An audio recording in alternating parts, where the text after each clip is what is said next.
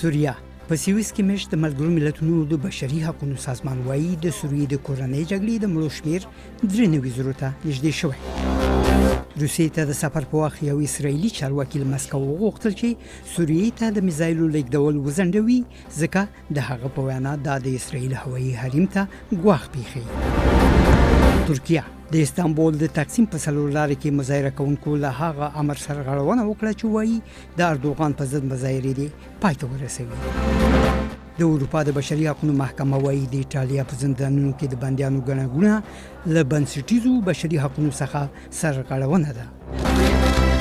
سویډن فیسبوک له امریکا بهر د خپل معلوماتو لومړی مرکز د سویډن په شمال کې پرانست.